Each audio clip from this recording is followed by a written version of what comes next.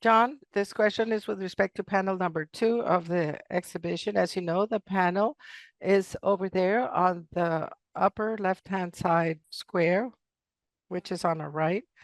But in this part of the exhibition, we have a series of historical events about the genealogy of the English house. So this is done through some schemes of typical houses that are grouped according to the composition and position of the middle hall or intermediate hall, which is the term that we decided to use in English, and the integration between the different parts. John, can you please tell us about this genealogy based on the middle hall, your analysis, and also its graphical representation? So you have the floor. Thank you, Andres.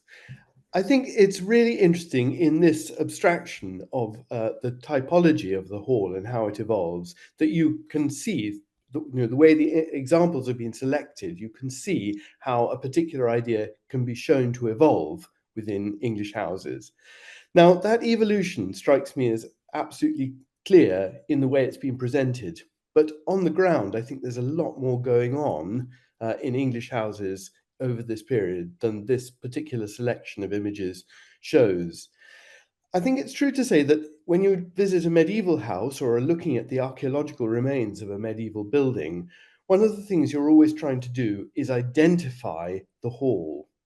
Now, the hall, in very simple terms, in a medieval house is simply the biggest interior within it. In English architecture, the hall is indeed a sort of defining element of a great medieval house. And it has its origins, as this exhibition describes, in Anglo-Saxon architecture, in really the post-Roman period in England. But in recognizing halls, I think it's important to understand that architectural historians, particularly in the 19th century, which is critical for what this exhibition is looking at, tried to impose a logic on the evolution of this building. And they really projected backwards from the 14th, 15th, and 16th century a development of the hall, which I think is imagined rather than real. We do have in English houses these great buildings, and they are these great interiors, and they are often entered at one side, one of the long sides of the interior. Some of the elements which you find in the houses represented here, as in Penshurst or at Condover, they incorporate an internal screen that separates the doorway from the body of the hall. Now, the very earliest screens that actually exist are of the 14th century, and we don't really know whether halls actually had screens before that time. So that in itself is quite a late introduction to these buildings. The other thing I think that's very important to understand in relation to halls is that when we study them architecturally, what we're actually looking at is the architectural manifestation of a way of life. Halls are historically, in the Anglo-Saxon period, the place where the household, obviously great people, have many followers. It's where they eat and sleep. And in England, until the 17th century, the royal household and many great households fed their followers, and the hall was the place where that happened.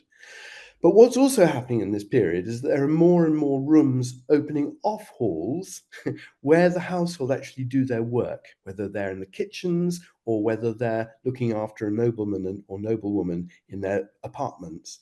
And so what actually happens in the course of the Middle Ages is these ancient buildings have the life literally sucked out of them, but they are a focus for life within the household itself.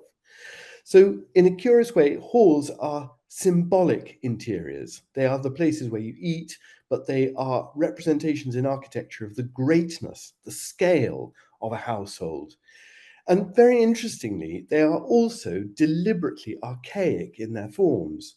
So, for example, in England, from the 12th century, even the late 11th century, people have fireplaces in rooms. It's perfectly natural. You want to get the smoke out of the room. But in a hall, even until the 17th or 18th century, you commonly have central fireplaces. This is incredibly inconvenient. It doesn't work very well because all the smoke goes into the room. But that's what halls have. And they also, in an English context, have these great open timber roofs. this is a feature of halls, these two almost emblems of them, the central fireplace and the open timber roof. So these two features are the things that are really being played with, and also the scale of the room, which, as I say, is largely symbolic.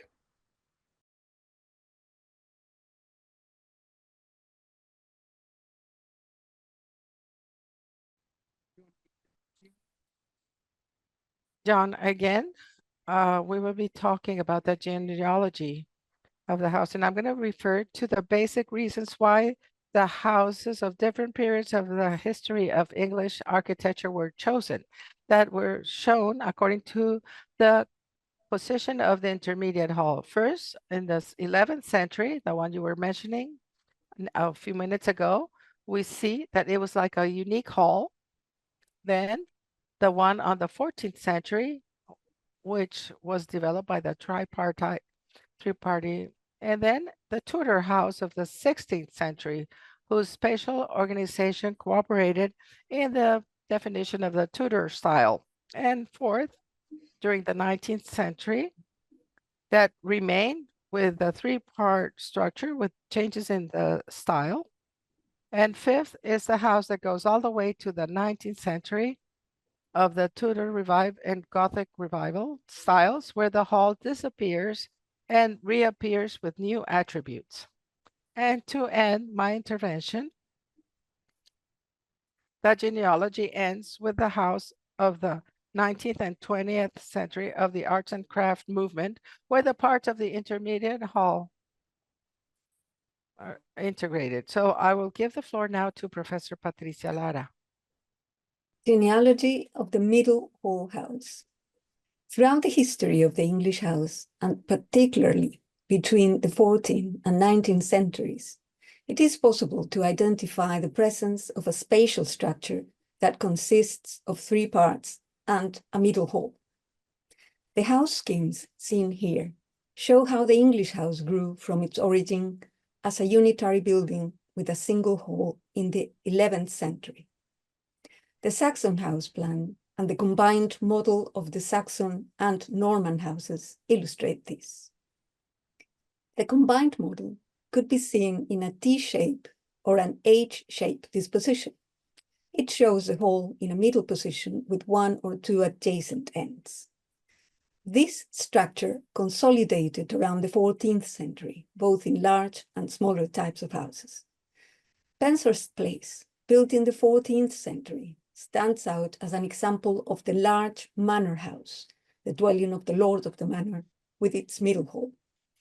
Banquets, ceremonies, and celebrations were held in its great hall, where a new social class reveled in its economic and political power. The spatial structure of three parts and a middle hall allowed a careful and ordered experience of the internal spaces, which might explain why this organizational pattern became widely adopted in the building of large and smaller houses in the following centuries. For example, the plan was imitated by the smaller scale farmhouse of the Geoman, such as Bayleaf House, a timber-framed hall house dating from the early 15th century. For participating with us. And I actually, there are a couple of points that you made in your initial comments, which will apply very nicely to the third part of today's session, the interpretations bit. And so I'll have an opportunity to come back to those then. There were two particular areas, and they're very different from each other, where I thought I might ask you to relate to when you do your own summary. The first is a very straightforward one, which is, to what extent do you think that the houses that we presented and that you're seeing now on the screen are the ones that are representative of the points that the museum is trying to make? You'll have seen that the pattern is a very straightforward one. So Pondover, for example, it looks to us like a formalized version of a medieval hall house, because essentially it's doing a very similar role. It's just that it's doing it in a much more geometrical form, whereas Chattleton, is that how it's pronounced, Chattleton, or do they call it Castleton? Castleton. Castleton, they call it, do they? We've given that a formal classical name because the whole organisation of the plan is different. And I noticed also from looking at Mark Girouard's Elizabethan houses this morning that it's one of the plans that was drawn by John Thorpe as being an example of a kind of new type of modular planning. We go then to the Grange, which, although is an oddity, it's a very significant oddity, and then from then on to Bexton Croft, which is in Knutsford, as an example of an arts and crafts one. So the first point that I would make here is how relevant, how accurate, or how well do they do the job. The second point in my remaining 22 seconds is to say, pick you up on a point that you made, which there are many other factors involved, and I'd be interested to know whether you thought the architectural style of the houses related to the plan role of the house, or whether it's a different kind of development altogether. Oh, how about that? 1 second to go. I suppose Tim's questions bubble first to mind. How typical are these as examples? Well, I think in honesty, they're more and more typical as time goes on. Penshurst is one of these extraordinary buildings that has fallen through time, seemingly, from the 1340s. But as a great hall, it is in fact very unusual for its period. In part, that's because nearly all major great halls prior to the mid-14th century in England are actually divided internally by arcades of arches. This is a legacy from the framing of great halls, so that historically, when you have these very high-pitched roofs, you need to have internal support for them. So it's really in this period that there are examples of earlier great halls that have a single span roof, but in fact it's quite clear that in many major great halls, even into the 15th and early 16th centuries, you do still have internal arcades of arches supporting the roof, and they're a principal feature of the interior. Now, historically, in the 19th century, when people were looking back at this material, they were perfectly aware of this, but the halls that survived, I think, tended to be things that they were under single span roofs, and that was what they were really interested in reviving. I think another very important point to make is that over the course of the Middle Ages and in the 14th century, which is when this story that you're telling begins, there is an extraordinary transformation taking place in the grand scale of domestic architecture. And that's a shift from having buildings that are predominantly of timber, in timber frame, to buildings that are predominantly of stone. And in royal palaces, until the very end of the 13th century, it's still very common to have buildings as timber frame buildings. That many great houses thereafter tend to have some stone buildings and some timber buildings. Now, the problem with timber buildings is when they no longer exist, or when, with the passage of time, it's very easy to simply overlook evidence for their existence. And the architectural history of domestic architecture in the Middle Ages has generally been written from the example of masonry buildings. They just survive better. So I think it's very easy, I think, to misunderstand what you're actually looking at in medieval buildings. Now, just coming back to say that from the 14th century, I think things become more consistent, and the examples that you've given are, as it were, more typical.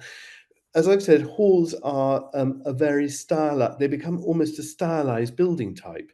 They're large interiors with grand open timber roofs, entered at one extreme through a screened passage, and usually with a central hearth. And so that becomes almost the architectural language of halls, and they become, in fact, very consistent in form. And that consistency in the late 15th, 16th, and 17th centuries is one reason, I think, why architectural historians assumed that halls had always looked the way that they were familiar with seeing them. They tend to be single span spaces with all these different elements incorporated into them. So I think the selection you've made does become more accurate as you go through time.